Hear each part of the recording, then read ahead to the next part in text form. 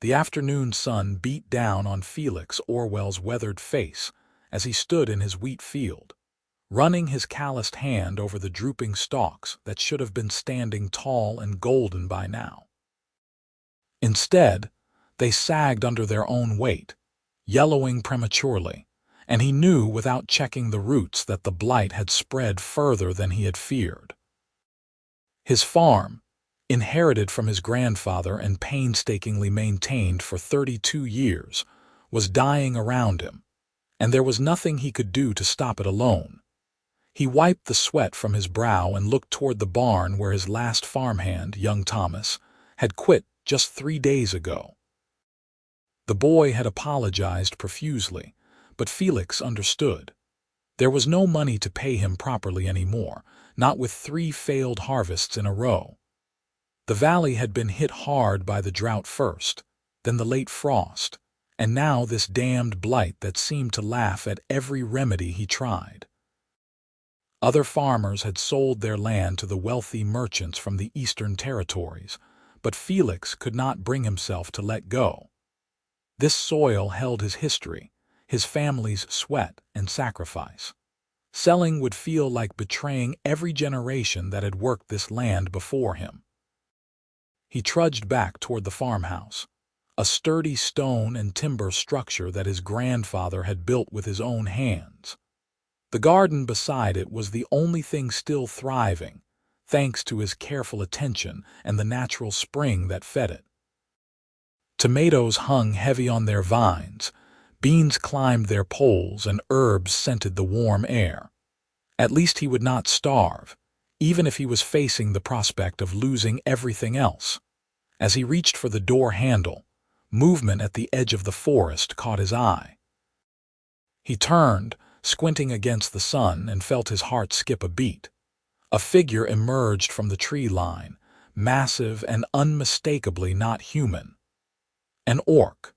His hand instinctively went to the hunting knife at his belt, though he knew it would be little use against an orc if she meant him harm. But as she came closer, Felix noticed things that made him pause. Her gait was uneven, favoring her left leg heavily. Her shoulders, broad and strong as they were, slumped with exhaustion. And her green skin, which should have held the healthy sheen of her kind, looked dull and drawn.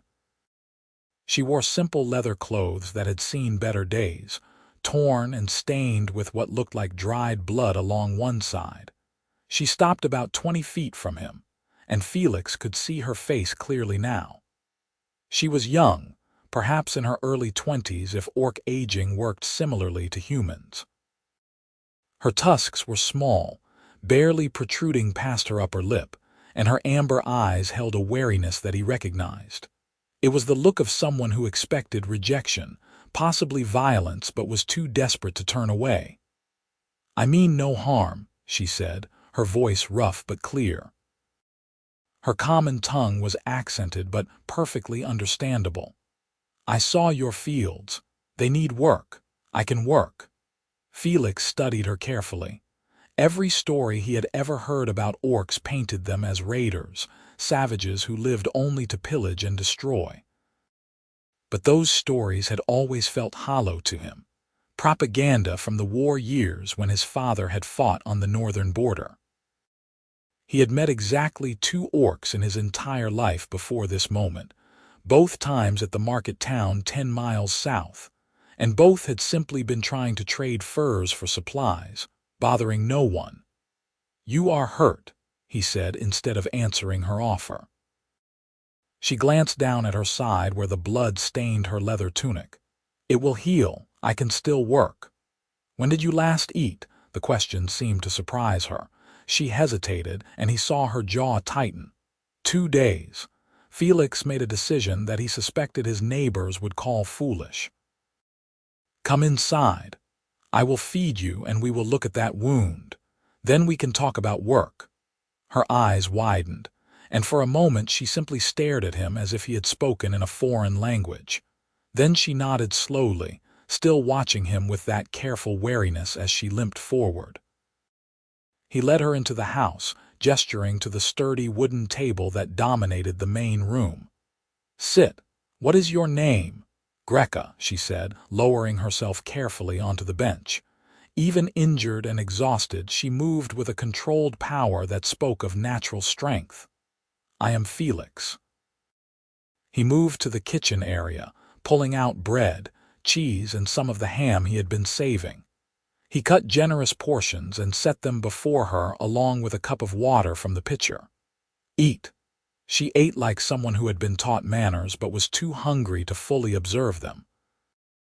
She did not grab or gorge, but she ate steadily and quickly, and he noticed her hands trembled slightly as she lifted the food. He busied himself gathering clean cloth, water, and the jar of healing salve his mother had taught him to make from comfrey and other herbs. When she had finished eating and drained 2 cups of water, he approached with the supplies. "May I see the wound?" Greka hesitated, then slowly lifted the side of her tunic. Felix had to work to keep his expression neutral. A deep gash ran along her ribs, the edges inflamed though not yet fully infected. Whatever had caused it had been sharp and wielded with force. "This needs to be cleaned properly," he said. "It will hurt." "I know pain," she replied simply. He worked carefully, cleaning the wound with boiled water that had cooled. She tensed but made no sound, though he could see her knuckles whiten as she gripped the edge of the table. When he applied the salve and wrapped clean cloth around her torso, she finally released a long breath. "Why do you help me?" she asked. "Humans do not help orcs." Felix gathered up the soiled cloths and moved to dispose of them. "Because you need help and I need help. Perhaps we can help each other. What happened to you?" Greka was quiet for a long moment. When she spoke, her voice was flat, emotionless in that way that meant the emotions were too large to let out. "My clan turned on me. I spoke against raiding a human settlement, said there were children there, that we should not make war on children. The war chief called me weak. Said I was tainted by human thinking. They drove me out. The wound is from my own brother to make sure I did not come back." The casual brutality of it struck Felix hard. He turned to look at her, seeing the way she held herself rigid, as if she might fall apart if she relaxed even slightly. "I am sorry." "Why? You do not know me." "No, but no one should be cast out by their family for showing mercy." Something in her expression cracked just for a second before she put the walls back up. "You still have not said if I can work for you." Felix sat down across from her at the table. "I cannot pay much. The farm has been struggling. I can offer food, a place to sleep, and what little coin I can spare. The work is hard. My wheat has blight, the corn is not far behind, and I am alone. I need help desperately, but I will understand if you want to find something better." "There is nothing better for an outcast orc," Greka said. "Where would I sleep?"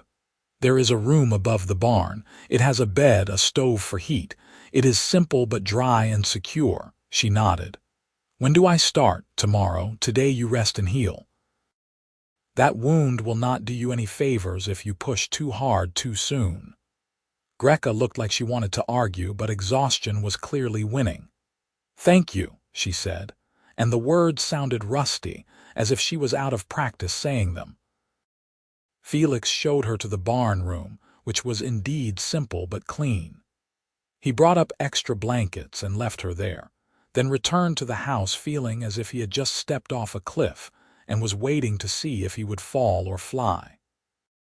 He was quite possibly the only farmer in the entire valley who had just hired an orc, and he had no idea how his neighbors would react. But when he looked out his window at the dying fields, he knew he had no choice. Alone, he would lose everything. With help, even help that came in an unexpected form, he at least had a chance.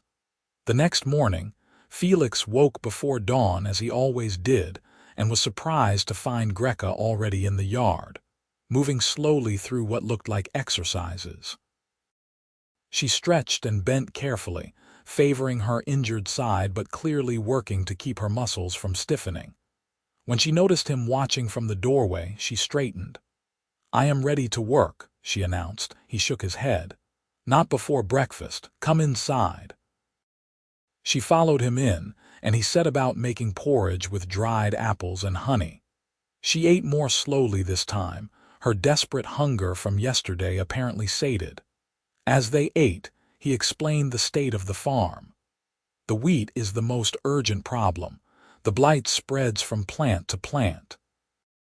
I need to pull up every infected stalk and burn it before it reaches the healthy sections. It is tedious work and hard on the back." "I can do tedious," Greka said. "Show me what to look for." They spent the morning in the wheat field, and Felix showed her how to identify the infected plants. The stalks would be discolored, the grain heads showing signs of black fungus, the roots when pulled revealing rot. Greka learned quickly, her strong hands making short work of pulling the plants. She said little as they worked, but Felix found himself talking, explaining his plans for crop rotation next year, the new irrigation system he wanted to try, the heirloom seeds his grandmother had brought from the old country. By midday, they had cleared a significant section, and Felix called a halt for lunch. Greka protested that she could keep working, but he pointed at the way she was breathing more heavily, the slight sheen of sweat on her face. "You are still healing.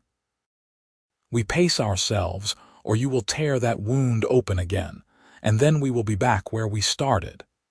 She grudgingly agreed, and they returned to the house. He made a simple meal of bread, cheese, and fresh vegetables from the garden. As they ate, Greka's eyes drifted to the shelf near the fireplace where Felix kept his small collection of books. "You have many books," she observed. "My mother taught school before she married my father. She believed education was important. I inherited her books. What do they say?" The question was asked with studied casualness, but Felix heard the longing underneath. "Can you read?" Greka shook her head. "Orcs do not learn such things. We learn to fight, to hunt, to survive. Words on paper are seen as human magic, not to be trusted. Would you like to learn?" She looked at him sharply, as if searching for mockery. Finding none, she said quietly, "Yes, but I do not wish to take your time. We can work in the evenings after the farm work is done, if you are willing." Greka nodded slowly, and Felix thought he saw something like hope flicker in her amber eyes before she looked away. The days fell into a rhythm. They worked the fields from dawn until midday, took a break during the hottest hours, then worked until evening. The wheat blight was slowly being brought under control, and they moved on to other tasks. Felix taught Greka how to properly stake the tomato plants, how to harvest beans without damaging the vines, how to check the irrigation channels for blockages. She learned everything quickly, her natural strength and determination making her an excellent farmhand. In the evenings, after a simple dinner, they would sit at the table, and Felix would begin his teaching. He started with the alphabet, using a stick of charcoal and scraps of wood since paper was too precious to waste. Greka approached learning the way she approached farm work, with intense focus and dedication.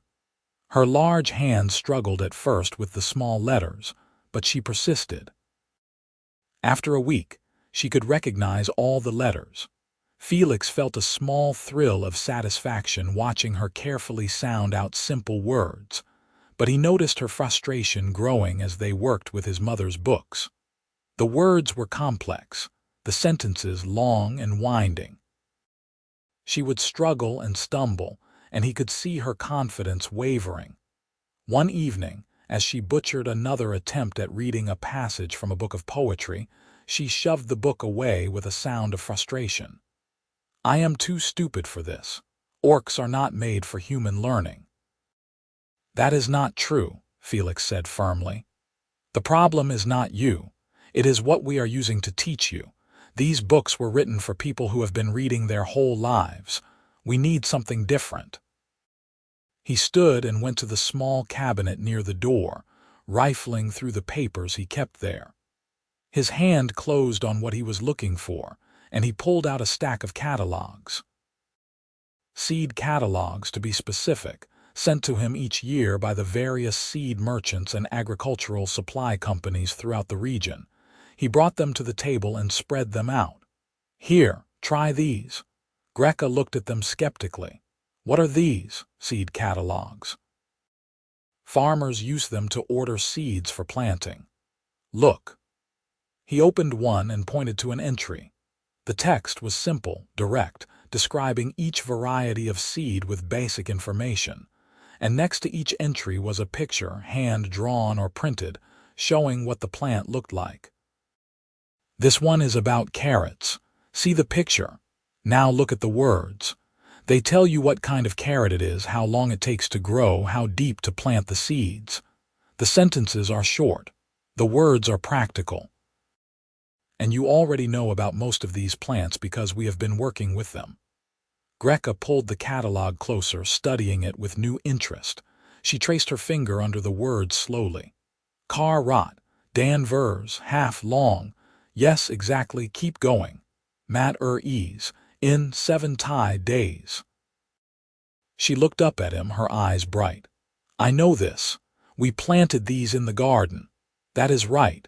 Now try the next one." They spent the rest of the evening working through the catalog. Greka's confidence grew as she recognized plant names and growing terms.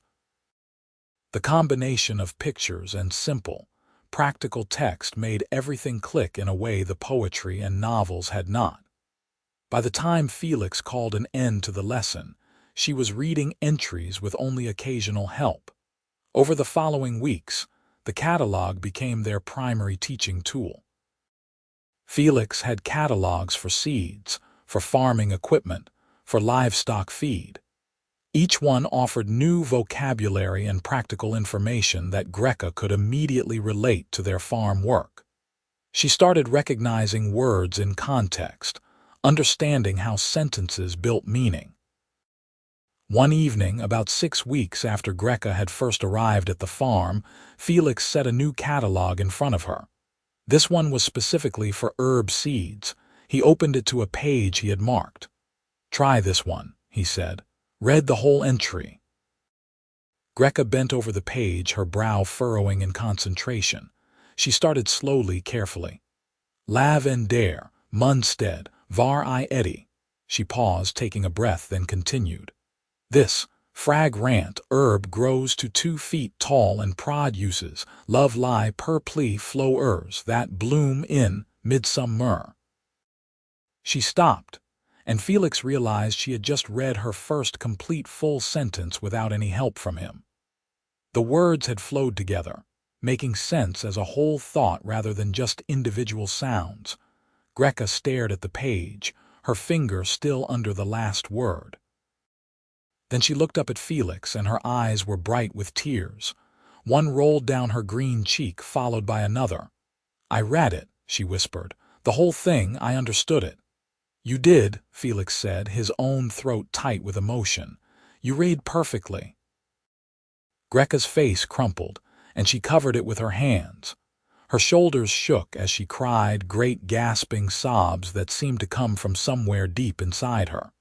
Felix stood and moved around the table, uncertain what to do. He settled for placing a gentle hand on her shoulder. "I am sorry," she choked out. "I do not know why I am crying." "Because it matters," Felix said softly. "Because you worked hard for this, and you succeeded. Because your clan told you that you were not capable of human things and you just proved them wrong. You have every right to cry." She lowered her hands, looking up at him with red-rimmed eyes. "No one has ever taught me anything with such patience.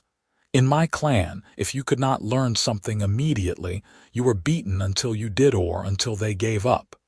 You have been kind to me every single day. You have treated me like I have worth. I do not understand it." Felix pulled out the chair beside her and sat down.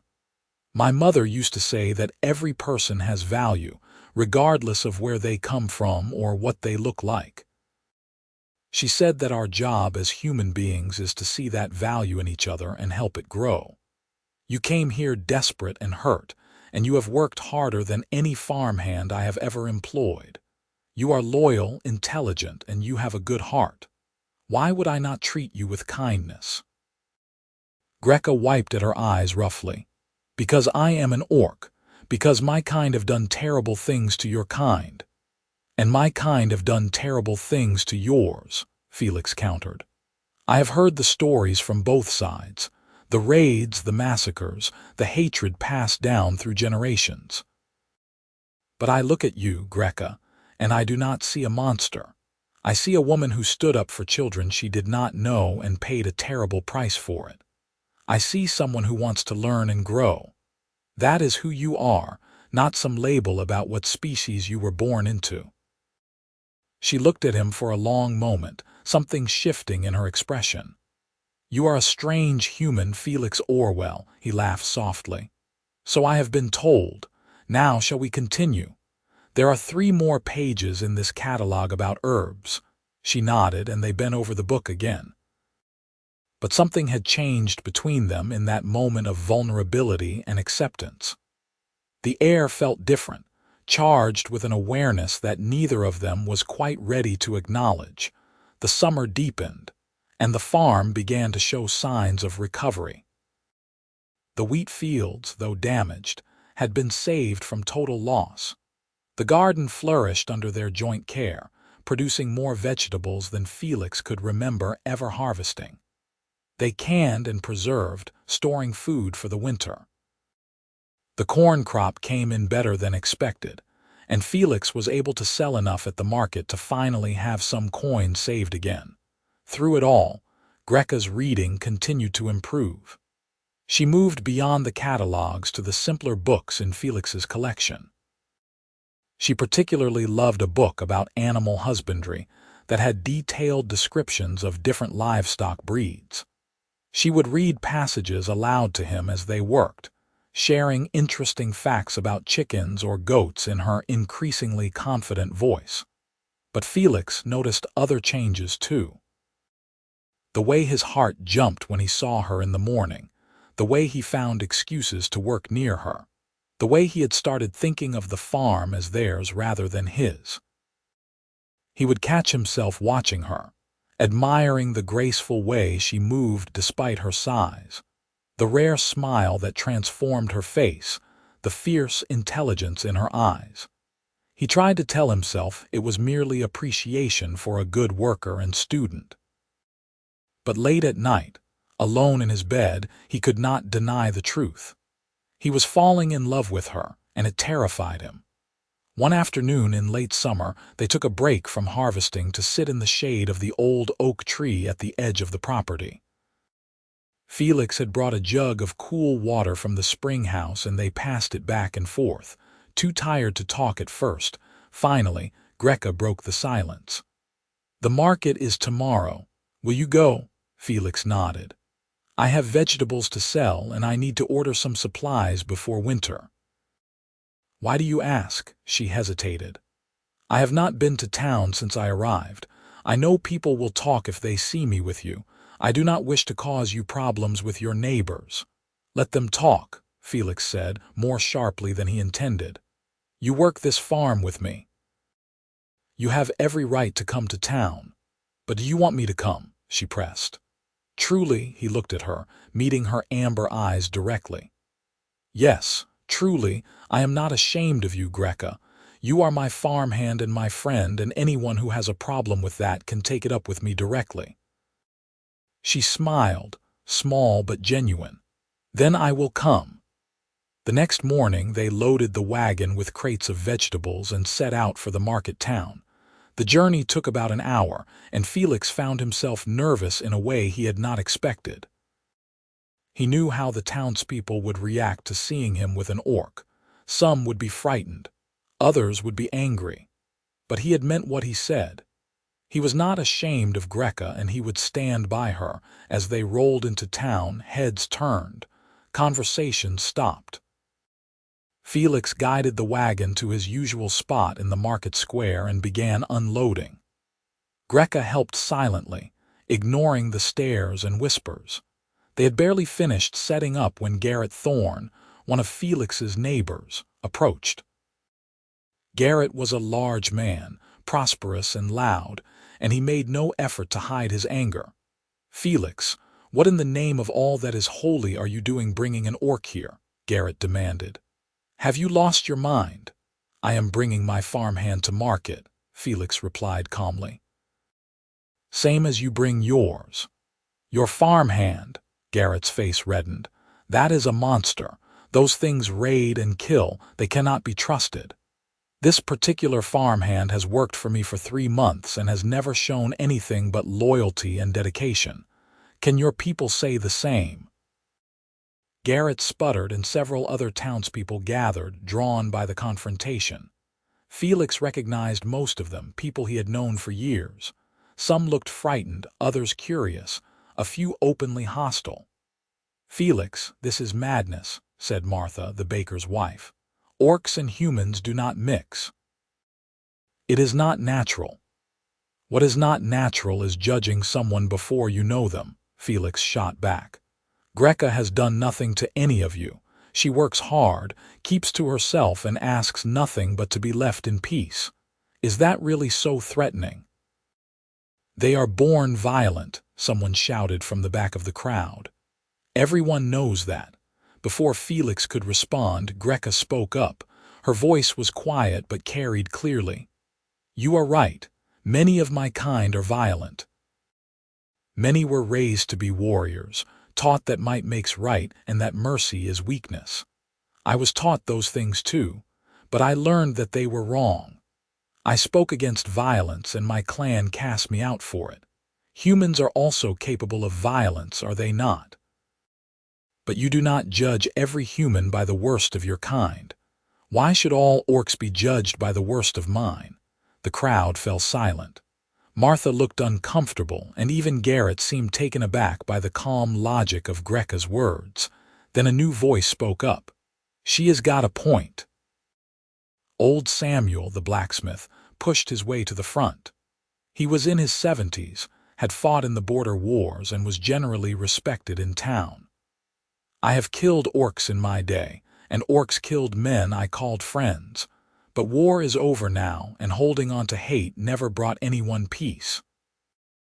If Felix vouches for her, that is good enough for me."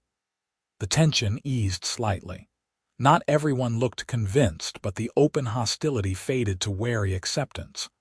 People drifted back to their business, though Felix noticed they gave his stall a wide berth. He and Greka sold their vegetables slowly. Some customers refused to approach while she was there, but others, emboldened by Samuel's acceptance, came forward. By the end of the day, they had sold most of their goods and Felix had placed his orders with the various suppliers. As they packed up to leave, a young woman approached cautiously. She was well-dressed, clearly from one of the wealthier families, and she looked nervous but determined. "Excuse me," she said, addressing Greka directly.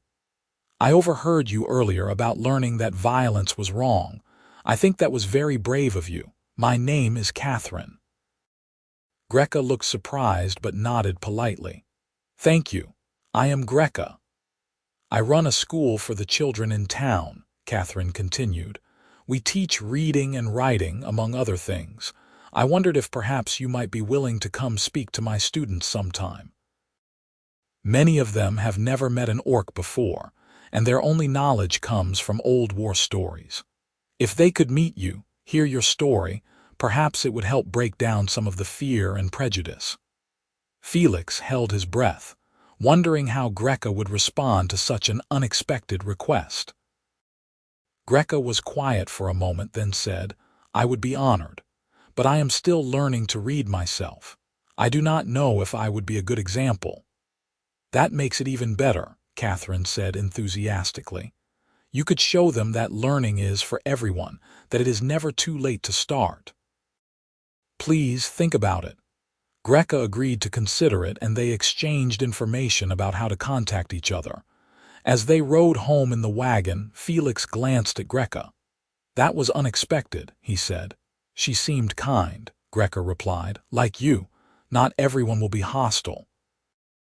Some people can see past old prejudices to the person underneath. You impressed a lot of people today with your words. Greka shrugged, but he could see she was pleased. I only spoke the truth. They rode in comfortable silence for a while, watching the sun sink toward the horizon. Then Greka spoke again, her voice softer. Thank you for standing up for me. You did not have to do that. Yes, I did, Felix said. It was the right thing to do. You are important to me, Greka, more important than the good opinion of neighbors who refuse to see the truth. She looked at him, and something in her expression made his heart pound. But before either of them could say more, they arrived back at the farm, and the moment passed. Autumn arrived with a rush of cool air and changing leaves. The harvest was good, better than Felix had seen in years. Together, they brought in the last of the crops, preserved what needed preserving, and prepared the fields for winter. Felix sold enough at market to pay off his debts and have money left over. For the first time in 3 years, he felt secure. Greka continued her lessons, now reading full books with confidence. She had accepted Catherine's invitation and had visited the school twice. The children had been wary at first but had warmed to her quickly, fascinated by her stories and impressed by her dedication to learning. Catherine reported that several students who had been struggling with reading had found new motivation after meeting Greka.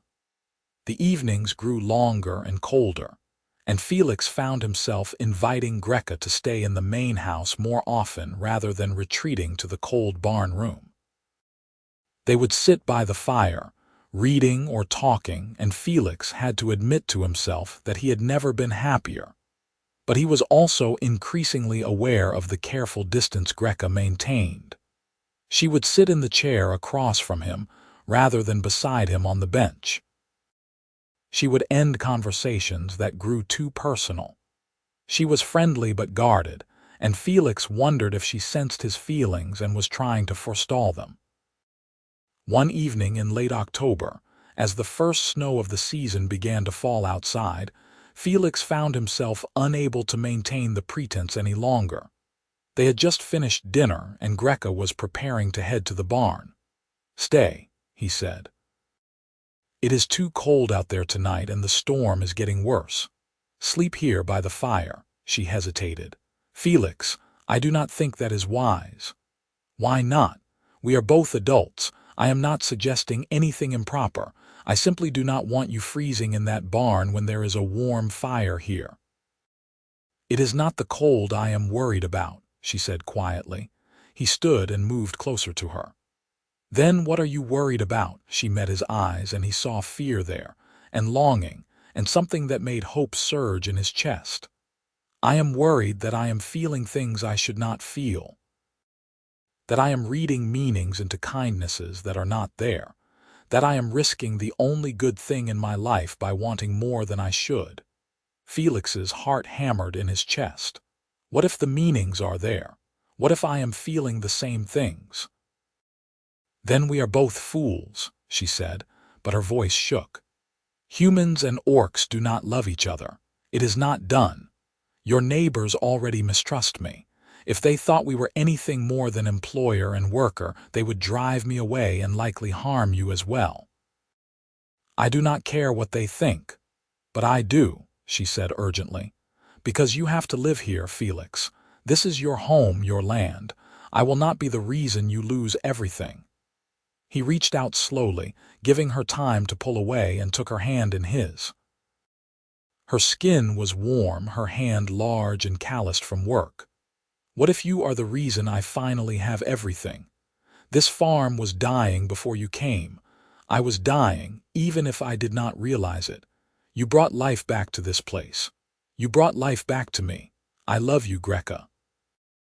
I have loved you for weeks now, maybe longer, and I think you feel the same way." Tears spilled down her cheeks, and she did not pull her hand away. "Of course I love you. How could I not? You saved me when I had nothing. You taught me to raid, treated me with dignity, defended me to your people. You made me believe I could be more than what my clan said I was. but loving you and being with you are two different things. Why? Because other people say it should not be, because of old hatreds and fear. I have spent my whole life doing what was expected, being the dutiful son, the responsible farmer, the good neighbor. And where did it get me? Alone and struggling. You make me happy, Greka. Happier than I have ever been. I do not want to lose that because of what other people might think. She closed her eyes, and when she opened them again, Felix saw the decision there. She squeezed his hand gently. If we do this, there will be consequences. People will be angry. Some will refuse to trade with you. It will make your life harder. I know, and I am choosing it anyway. I am choosing you. Greka pulled him closer, and for the first time she let her guard down completely. Felix could see all the love and fear and hope in her eyes. I am choosing you too, she whispered. He reached up and cupped her face gently, marveling at the softness of her skin despite its unusual color. She leaned into his touch, and then slowly, carefully, they came together in a kiss. It was gentle and tentative, both of them learning the shape of each other. Her tusks made it different, required adjustment, but Felix found he did not care. This was Greka, the woman he loved, and every difference was just another part of her to cherish. When they finally pulled apart, both were breathing hard. Greka laughed, a sound of pure joy that Felix had never heard from her before. So what do we do now? She asked. Now we figure it out together, he said. One day at a time.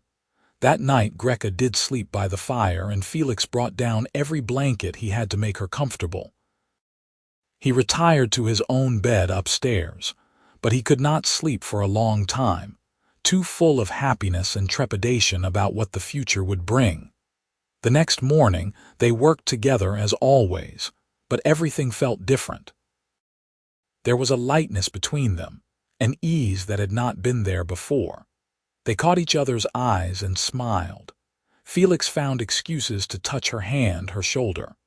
Greka hummed as she worked, a low, melodic sound that he found beautiful. Winter settled in properly over the following weeks.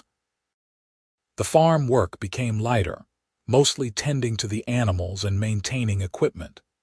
Felix and Greka spent more time inside, reading by the fire, playing strategy games with a board Felix's father had carved, cooking meals together, and talking for hours. The town's reaction to their relationship when it became known was about what Felix had expected. Some people were appalled. Garrett Thorne tried to organize a group of concerned citizens to convince Felix to send Greka away, but few people were willing to actually confront him directly. Others simply avoided him at market, refusing to trade, but there were also unexpected allies. Samuel the blacksmith stood by his earlier words and treated Greka with gruff courtesy. Catherine invited them both to a winter festival at the school, where the children swarmed Greka with questions and excitement. Several other farmers, facing their own struggles and impressed by Felix's successful harvest, approached him for advice and ended up dealing with Greka as an equal. One cold afternoon in December, a delegation of 3 orcs appeared at the farm. Felix saw them first and immediately moved to stand between them and the barn where Greka was working. He recognized the signs of warriors, the heavy weapons, the scarred skin, the dangerous grace of their movements. The largest one, a male with prominent tusks and intricate tattoos, raised a hand in what might have been a gesture of peace. "We seek Greka of the Stone River clan. We know she is here." Greka emerged from the barn, wiping her hands on a cloth. When she saw the orcs, she went very still. "Rothem." "What do you want? The clan has sent us," the orc Rothem replied. "There are things you need to know." "I have no clan," Greka said flatly.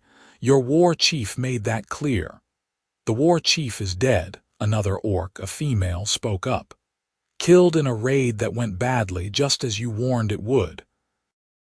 The clan scattered. Some of us have been looking for you. We thought you should know. Greka's expression was unreadable. Why would I care? They cast me out. My brother tried to kill me. Your brother died in the same raid, Rothem said more gently. And with his last breath, he asked that someone find you and tell you he was sorry. He said you were right, that he was wrong. Those words cost him dearly in pain to speak, but he insisted. Felix saw Greka's shoulders sag slightly. He moved to stand beside her, offering silent support. She glanced at him, then back at the orcs. I appreciate you telling me, she said carefully, but I have a life here now. I am not looking to rejoin any clan. The female orc looked between Greka and Felix, and something like understanding crossed her face. We are not asking you to rejoin.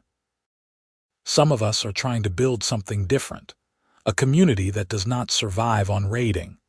We are learning to farm, to trade. It is hard, and we fail more often than we succeed. But we remember that you always spoke of a different way. If you ever wanted to advise or even just visit, you would be welcome. Greka was quiet for a long moment. Where are you settling? About 3 days' journey north near the foothills. There are 15 of us, including some younglings. We are trying to make it work. I will think about it, Greka said finally, but I make no promises. The orcs nodded, understanding that was the best they would get. They departed peacefully, and Felix and Greka stood watching them disappear into the forest. Are you all right? Felix asked. Greka nodded slowly. I thought I would feel something, learning my brother was dead. Sadness or anger or satisfaction, but I just feel empty. He was my brother, but he stopped being family when he drove me away. Does that make me cold? No, Felix said firmly. It makes you someone who has learned to protect herself. You can mourn what might have been without mourning what was. She leaned against him, and he wrapped his arm around her. They stood like that for a long time, watching the sun set over the snow-covered fields. That evening, as they sat by the fire, Greka suddenly spoke. I want to visit them. The new settlement. Felix looked up from the book he was reading. The orcs? Yes, not to join them, but to see what they are trying to build. Maybe to help if I can. You have taught me so much about farming. Perhaps I could teach them. Would you come with me? Of course, Felix said without hesitation. When do you want to go? After the winter solstice. The worst of the cold will have passed, but it will still be too early for spring planting. We would not be neglecting the farm. They began preparing for the journey. Felix taught Greka everything he could think of that might be useful to a new farming community. They selected seeds from their stores to bring as gifts, carefully chosen varieties that were hardy and forgiving to new farmers. Greka read every agriculture book Felix owned, taking careful notes. The journey north in late January was cold but beautiful. The world was blanketed in snow, the trees stark and elegant against the white landscape. They traveled slowly, camping at night, sharing warmth and stories by the fire.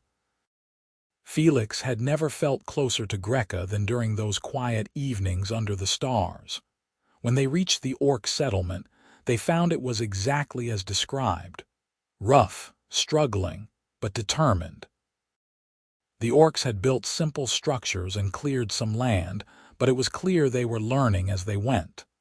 They greeted Greka with a mixture of respect and hope. Felix and Greka spent a week with them. They taught the basics of soil preparation, seed selection, and crop rotation. Felix showed them how to build proper irrigation channels and storage facilities. Greka worked particularly well with the younglings, teaching them with the same patience Felix had shown her. She taught them to read using the same seed catalogues, and Felix watched her confidence grow as she became the teacher rather than the student. On their last evening at the settlement, Rothem approached them as they packed their supplies. Thank you, both of you. You have given us hope that this can work. It will be hard, Felix warned.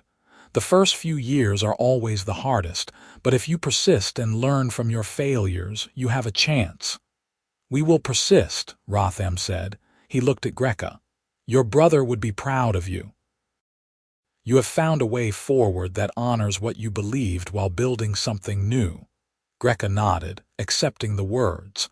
I hope you succeed, and if you need more help, you know where to find us. The journey home felt different. They had left as two people unsure of how they fit into the world. They returned as partners who had found a purpose together. Felix realized that helping the orc settlement had been as meaningful to him as it had been to Greka. He had always thought of himself as just a farmer, but perhaps he could be more. Perhaps they both could. Spring arrived with a rush of melting snow and budding plants. Felix and Greka prepared the fields, choosing their crops carefully based on everything they had learned. They planted more than they needed, planning to sell extra seeds and produce to the orc settlement and potentially other new farming communities that might arise. One warm evening in April, as they sat on the porch watching the sunset, Felix reached over and took Greka's hand. I want to ask you something, he said, his heart pounding. She looked at him curiously. What is it? These past months with you have been the happiest of my life. You are my partner, my best friend, the person I want to see first thing every morning and last thing every night. I know that official marriages between humans and orcs are not recognized by law, but I do not care about that. I care about what is in here. He placed his hand over his heart. Greka, will you marry me? Will you build this life with me, officially and permanently? Greka's eyes filled with tears, but she was smiling. Yes, she said. Yes, I will marry you. They married on a warm day in May, exactly 1 year after Greka had first walked out of the forest and into Felix's life. The ceremony was small, held at the farm with only a few witnesses. Samuel the blacksmith stood up for Felix. Catherine, the teacher, stood up for Greka. A few other friends from town attended, and to Felix's surprise, Rotham and 2 other orcs from the northern settlement made the journey to witness the union. There was no official officiant, since no priest or judge would perform such a ceremony. Instead, Felix and Greka wrote their own vows and spoke them to each other under the old oak tree. Felix went first, his voice steady despite the emotion threatening to overwhelm him. Greka, you came into my life when I was at my lowest and you brought me hope. You taught me that love has nothing to do with what someone looks like and everything to do with who they are inside. You are strong, intelligent, compassionate, and brave. You challenge me to be better, to think differently, to see beyond what I have always known. I promise to stand by you, to protect you, to support your dreams, and to love you for all my days. You are my wife, my partner, and the best thing that ever happened to me. Greka's tears flowed freely as she spoke her own vows. Felix, you saved my life in more ways than one. You gave me shelter when I had none, but more than that, you gave me dignity. You saw me as a person, not a monster. You taught me to read, and in doing so, you taught me that I could be anything I wanted to be. You stood up for me when others would have turned away. You loved me when loving me cost you dearly. I promise to work beside you, to support you, to make you laugh, and to love you with everything I am. You are my husband, my teacher, and my home. Samuel, acting as unofficial officiant, declared them married in the eyes of all who cared to see it. Felix and Greka kissed, and their small gathering cheered and applauded.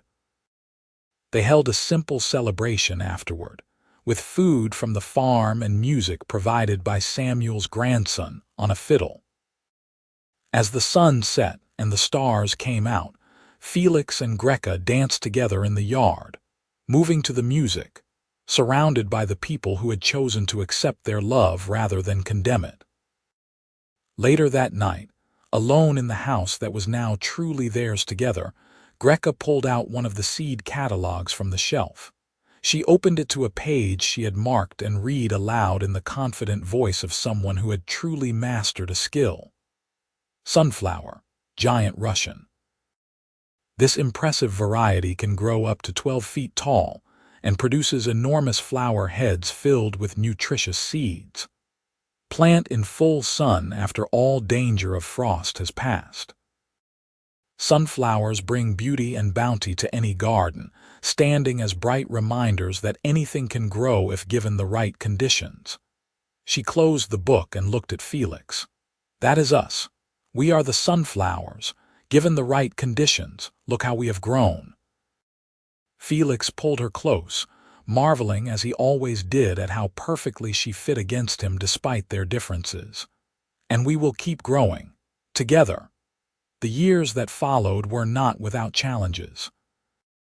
Some neighbors never fully accepted their relationship, and Felix lost some business because of it. But he gained more than he lost.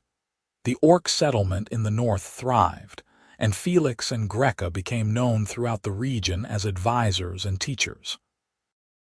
Other mixed communities began to form, inspired by their example. Greka's reading progressed to the point where she could read anything Felix could. She developed a particular love for books about agriculture and natural sciences. She began writing as well, documenting the farming techniques they developed and the lessons they learned. Her practical manual, written in simple language that anyone could understand, eventually became used by farming communities across multiple regions. Felix watched her with pride as she taught classes, led workshops, and became a respected voice in agricultural circles. The shy, wounded orc who had stumbled out of the forest had become a confident, accomplished woman, and he was honored to stand beside her. They adopted 3 orphaned orc children whose clan had dissolved, giving them the loving home and education that every child deserved. Felix taught them to read using the same seed catalogues that had taught Greka, and the tradition continued. The children thrived, growing strong and smart, learning that they could be anything they wanted to be. On the 10th anniversary of the day they met, Felix and Greka stood together in the wheat field, now healthy and golden in the summer sun. 10 years of hard work, love, and dedication had transformed not just the farm but their entire world. "You ever regret it?" Felix asked. "Choosing this life, choosing me, despite everything it cost?" Greka looked at him like he was being deliberately dense. "Regret finding love, purpose, and a family. Regret learning to read, to teach, to build something meaningful. Regret being happy. Do you regret it?" "Not for a single moment," Felix said. "I was just checking." She laughed and kissed him. "You worry too much. We have built something beautiful here. We have proven that different people can love each other, work together, and create something better than what existed before.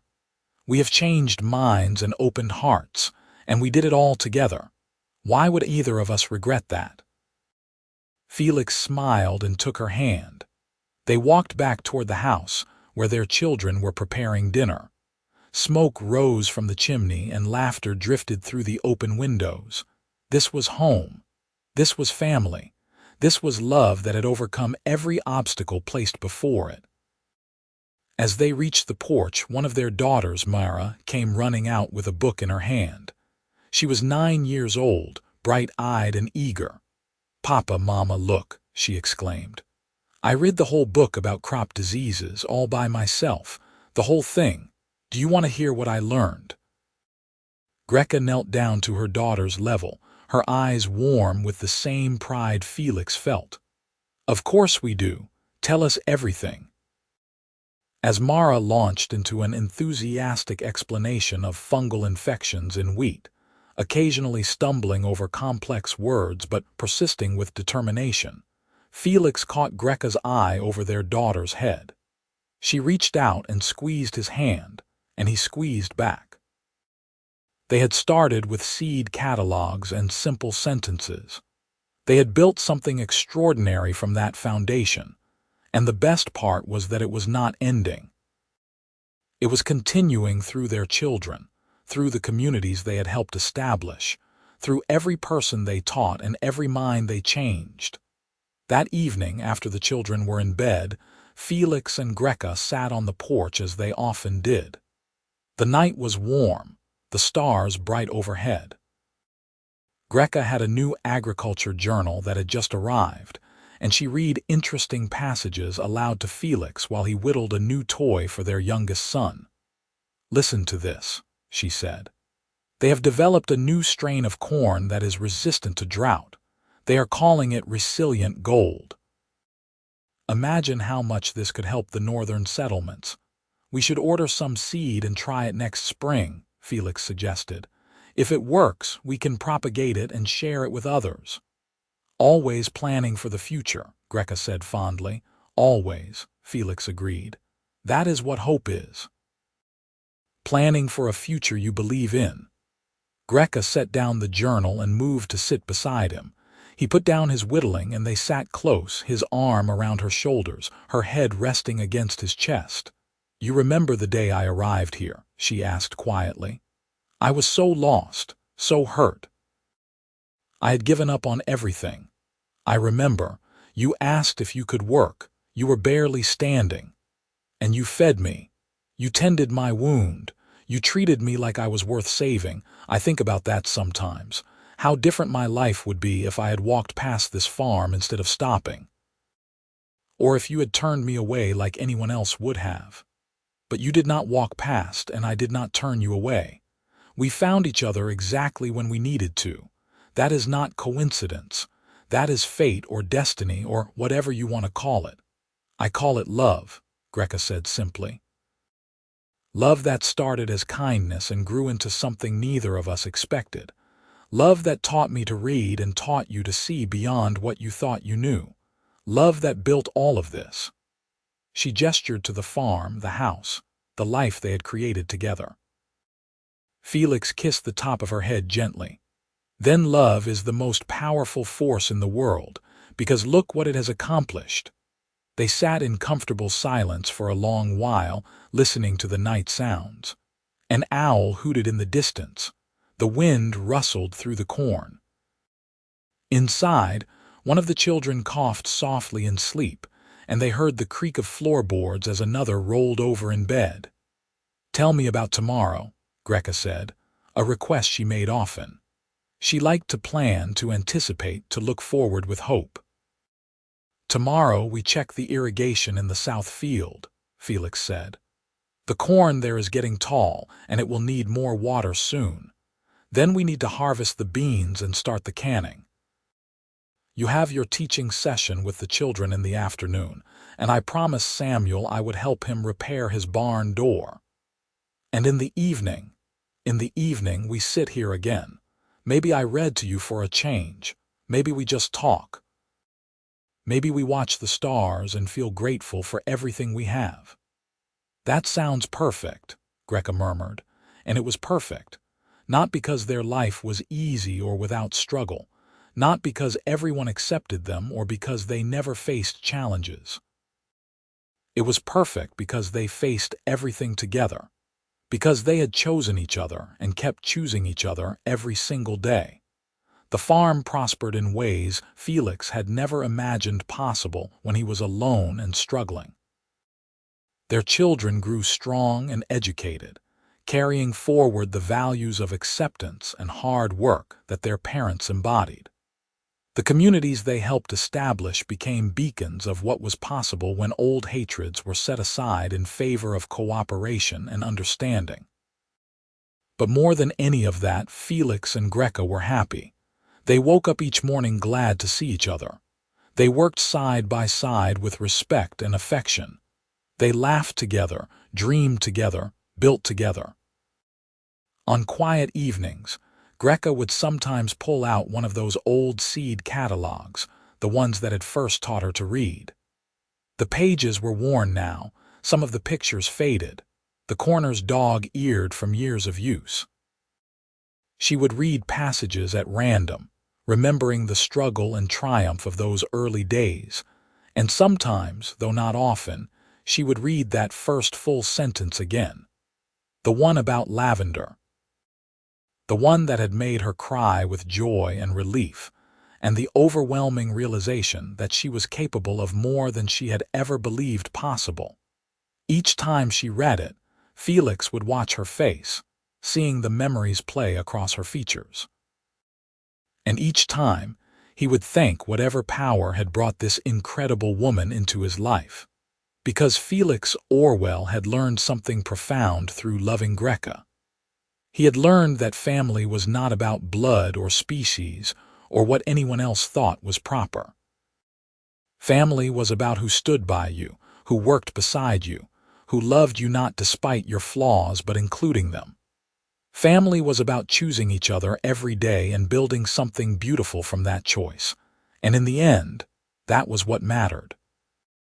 Not the opinions of narrow-minded neighbors or the objections of those who could not see past old prejudices. What mattered was the love they shared, the life they built, and the future they created not just for themselves, but for everyone who came after them. They had proven that different peoples could love, could build, could thrive together. They had shown that education and kindness could overcome hatred and fear. They had demonstrated that a single act of compassion, a simple offer of food and shelter to someone in need, could change the entire trajectory of multiple lives. Years later, when Felix was old and gray, he would sit on that same porch with Greka, whose green skin had softened with age but whose amber eyes still shone with the same intelligence and determination he had first seen. They would watch their grandchildren play in the yard, a mixture of human and orc and every combination in between. They would see the farm thriving under the management of their eldest daughter. They would receive visits from leaders of the communities they had helped establish, now prosperous and peaceful. And Felix would think back to that day when a wounded orc had emerged from the forest, and he had made the simple choice to see her as a person rather than a monster. Everything else had flowed from that single decision. All the love, all the success, all the joy, all the meaning. Everything. He would squeeze Greka's hand and she would squeeze back and no words would be needed. They both knew how fortunate they were. They both understood what they had built together. They both recognized that their love story was not just about them, but about what love could do when it was allowed to grow without restriction. And on particularly quiet evenings, when it was just the two of them, Greka would still sometimes pull out a seed catalog. She would flip through the pages, running her finger under the words that were now so familiar but had once been impossible mysteries. And she would read aloud in her strong, confident voice, sharing the practical poetry of planting times and harvest yields, of disease resistance and optimal growing conditions. Felix would listen, not really hearing the words but hearing everything underneath them, the triumph of learning, the joy of accomplishment, the pride of mastery, the gratitude for the teacher who had believed in her, the love that had grown from kindness into something that sustained them both. And he would think, as he had thought countless times over the years, that he was the luckiest man alive. Not because he had a successful farm or healthy grandchildren or the respect of his community, though he had all those things. He was lucky because he had found the one person in the world who completed him, who challenged him, who loved him absolutely. That person just happened to be an orc. And that made his life not more difficult, as everyone had warned, but infinitely richer. Because loving Greka had taught him to see the world differently. It had opened his eyes to possibilities he never would have considered. It had made him braver, kinder, more willing to challenge injustice and work for change. She had taught him just as much as he had taught her. Maybe more. As the sun set on another day, painting the sky in brilliant oranges and purples, Felix and Greka sat close together on their porch. 40 years of marriage stretched behind them, filled with memories both sweet and challenging. An unknown number of years stretched ahead, and they would face them together. "Read to me," Felix said softly. Greka smiled and opened the catalogue in her lap. Her voice was older now, but no less strong as she read about the hardy winter wheat and the resilient corn, about the herbs that brought beauty and flavor, about the vegetables that would sustain them through the cold months ahead. And Felix listened, content, his hand in hers, grateful for every moment they had shared and every moment still to come. Because this was what love looked like in its truest form. Not grand gestures or dramatic declarations, though those had their place. But this, the quiet comfort of being together, of sharing the simple pleasures of a well-lived life, of knowing that whatever came, they would face it side by side. The seed catalogues that had taught an orc to read had become symbols of so much more. They represented transformation and hope. They represented the power of patience and dedication. They represented the truth that anyone could learn, could grow, could become more than what others said they should be. But most of all, they represented love. The kind of love that teaches. The kind of love that perseveres. The kind of love that changes the world, one simple sentence at a time. And as the stars came out overhead and the night sounds began their familiar symphony, Felix and Greka remained on the porch, reading together, planning for tomorrow, and living the happy ending they had worked so hard to achieve. Their story had started with desperation and pain, but it had become something beautiful, something that would inspire others long after they were gone, because they had proven what was possible. They had shown that love could bridge any divide, overcome any obstacle, and create something better than either person could have built alone. And that, in the end, was the greatest lesson of all, greater than anything written in any book or catalogue, greater than any harvest or achievement.